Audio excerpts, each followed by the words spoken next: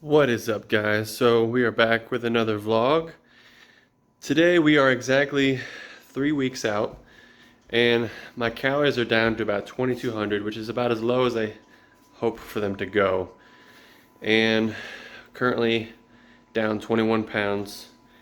And so I'm going to show you what we're doing for meal prep this week. Still on the fish.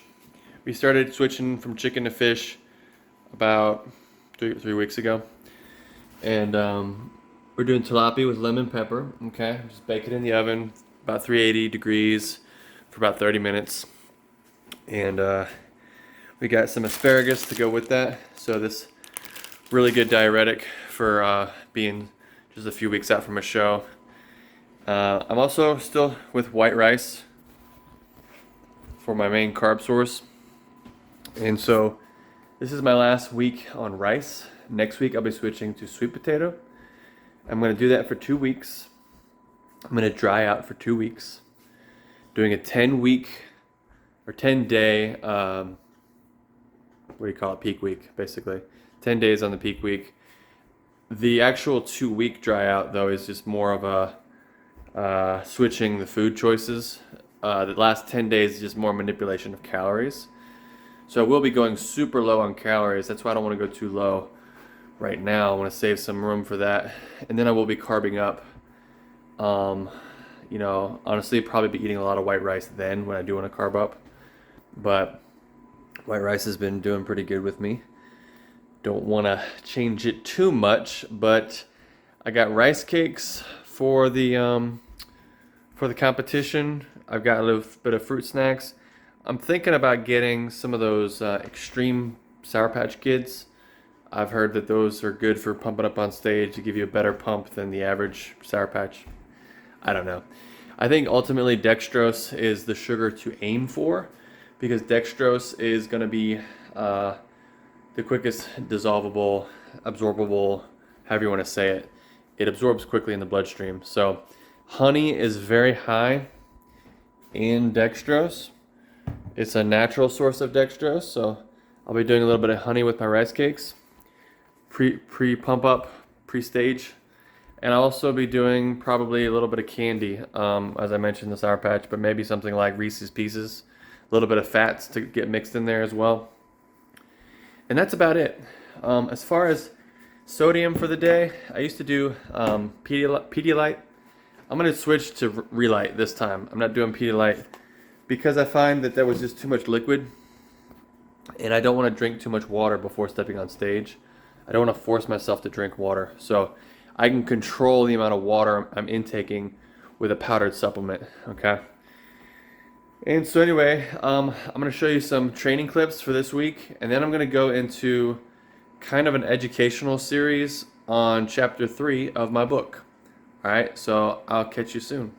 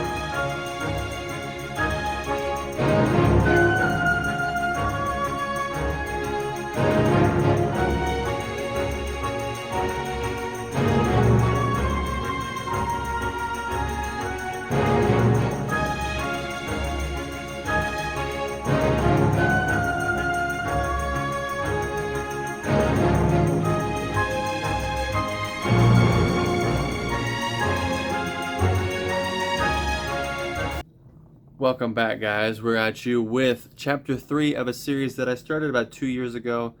So we're back to chapter 3. Let's dig right into it. The title of the chapter is Fat Burning versus Fat Loss. Everyone is burning fat, whether they're at the gym or at the grocery store or at work. However, not everybody is actually achieving fat loss. Fat loss, by definition, is the net loss of fat, which is the difference between the fat that is stored versus the fat that is burned. Good nutrition is not defined by clean eating or having the perfect diet. The perfect diet doesn't exist.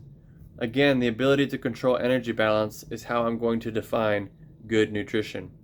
Meaning, if your goal is to sustain muscle mass and drop 1 pound of body weight per week and you accomplish exactly that, then by definition, that is good nutrition. Every measurable health marker we can measure has been shown to improve not by the contents of the diet or the source of calories, but by the weight loss itself. Again, if I give a plate of vegetables to an obese person, does that solve all of their health issues in that moment? No, of course not. It's the management of food and calories over time that slowly allows for positive changes in health. This ultimately will lead to successful weight loss and an increase in intrinsic motivation that are ultimately what I call dieting confidence. Okay? Now, the title of my book is Confident Flexible Dieting. People who ate clean actually gained more weight than those who didn't, or they ate flexibly. This is due to the fact that if a diet is so tough to adhere to, so strict, then willpower runs out and leads to splurging, or what we call binging, in spite of trying hard to stay on a diet. Every fad diet assumes infinite willpower, except one, and that is flexible dieting, which is another way of saying if it fits your macros or just macro counting. Now you say, well, what's the difference between calorie counting and macro counting? Well, calorie counting just counts calories, and macro counting counts calories within the macros. So all sources of food are either carbs, fats, or proteins. So it doesn't matter how you get those carbs, fats, and proteins, just as long as you get them. I'm so sick of hearing people say, well, you really shouldn't rely on protein shakes. You should get your protein from whole food sources. That's a bunch of nonsense. Why do you think supplements exist? To fill in the gap where you're missing food. So if you, by all means, can only get your calories in through that way, then by all means, take a supplement. It is way better to hit your protein than to starve yourself and not hit your protein. Okay? So, that was kind of short. Let's do chapter 4 as well. Let's keep going. What is flexible dieting? 80% of diets fail, and out of that 80%, half of those individuals gain back more weight than they started with. Talk about one of the worst trade-offs in history. So, what can we learn from this to make whatever diet we choose to become a lifestyle change, something that can be easily adherable? When it comes to dieting, the easier the better, always. If a diet is easier to adhere to, it is always better. Always. Always. All means all, okay? The one diet that's not a diet at all is flexible dieting, simply a mechanism for calorie restriction. At the end of the day, all that's required is that you restrict calories. Every diet comes with a name like keto, paleo, Atkins, South Beach diet, Weight Watchers. They only work, if it works, they only work by reducing overall calories. If I told you that I'm inventing the latest fad diet called the blue diet, okay, and you can only eat foods that are blue on this diet, you would probably lose weight because you would be limiting calories by restricting foods based on color, okay? It's just another form of caloric restriction. It may sound crazy to say such things, but there are actual diets that cut out entire macronutrients, like carbs, out of their diet in the name of health. So in review, the only diet that works is is the one that helps you create a caloric deficit and keep it. It should be noted that the diet that helps you lose the weight and keep it off is by definition the healthiest diet. Now, when it comes to macros, think macro means big picture, micro means small picture, okay? So which is more important, macronutrients or micronutrients? Well, what about vitamins? What about vegetables? Macronutrients are more important, the big picture. Why? Because macros contain calories, which dictate weight loss, which dictates health. You see how that works? So your macros, you've got protein, carbs, and fats. Protein's 4 calories per gram, fats are 9 calories per gram, and carbs are 4 calories per gram. There's also alcohol, which is 7 calories per gram, but we don't want to talk about that too much. There are 3 types of starches, or 3 types of carbohydrates. You've got starches, sugars, and fibers. Spoiler alert, they're all important. You don't want to cut out any of them because that would be malnutrition. All right. Also, there are 3 types of so we talked about that. The goal is to eat about 80% whole foods or clean foods, whatever you think is clean, and then 20% whatever you want. So you got to leave some room for flexibility, because at the end of the day, you're not a robot with infinite willpower on the diet. You are a human being with likes and dislikes. You like certain foods. If you restrict, guess what? You're going to give in and give in and give in way far and above. And what used to be a nice little average of calories has now exceeded and put you in a surplus. So we want to maintain the deficit. The mantra of flexible dieters everywhere is #IIFYM. This is a very old hashtag, probably up to 15 years old. You can find it on Instagram. But everything is fair game if it fits your macros. I have an old saying, carbs make you feel good, fats taste good, and protein makes you look good. Just remember that. The reason fat tastes good is because the fat molecules have a phospholipid bilayer, which gives it that creamy or buttery texture. It's not necessarily the taste, it's the texture of the molecules that your tongue craves, because your tongue knows that is the quickest source of calories it can get to the fastest.